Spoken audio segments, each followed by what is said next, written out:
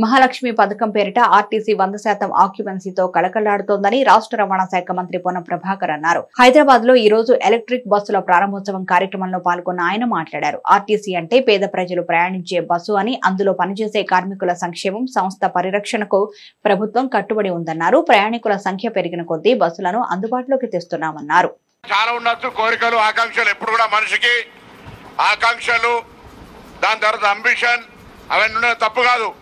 కానీ 7 సంవత్సరాలుగా 10 సంవత్సరాలుగా నిర్వీర్యమైనటువంటి సంస్థకు సంబంధించి పెండింగ్లో ఉన్నటువంటి బాండ్స్ కావచ్చు, కారుణ్య నియామకాలు కావచ్చు, కొత్త బస్సుల కొనుగోలు ప్రక్రియ కావచ్చు, 7 సంవత్సరాలుగా పెండింగ్ ఉన్న పిఆర్సీ కావచ్చు, ఇంకా కొత్త నియామకాలకు సంబంధించిన ప్రక్రియ చేపడుతుంటే ఈరోజు మహాలక్ష్మి పేరు మీద ఆర్టీసీ కళకళలాడుతోంది. 100% ఆక్యుపెన్స్ తోటి ఆపరేషన్ లాస్ నుంచి ఓవర్కమ్ అయి రేపొద్దున పాత బకాయిలు ఉన్నటువంటి 6,000 కోట్లను కూడా అందులో ప్రావిడెంట్ ఫండ్ కావచ్చు, ఇతరత్ర వాటన్నిటిని అధిగమించడానికి ముందుకు పోతున్న సందర్భంలో ఇందుకు సహకరిస్తున్నటువంటి ముఖ్యంగా ఆర్టీసీ సిబ్బంది అందరూ కూడా ఈ సందర్భంగా అభినందన తెలియజేస్తా ఉన్నా.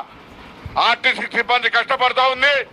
రాష్ట్ర ప్రభుత్వం నుంచి ముఖ్యమంత్రి గారు, ఉప ముఖ్యమంత్రి గారు, కేబినెట్ అందరూ కూడా నిండు మనసుతోటి ఆర్టీసీ అంటే పేద ప్రజలు ప్రయాణించేటువంటి బస్సు, అందులో పనిచేసేటువంటి కార్మికుల సంక్షేమం, సంస్థ పరిరక్షణ అనే ముఖ్య అంశాల మీద యొక్క సిద్ధాంతంగా నడుస్తూ ఉన్నాం. సమయం ఎక్కువ లేదు. పెద్దల వారికి హృదయపూర్వకంగా ధన్యవాదాలు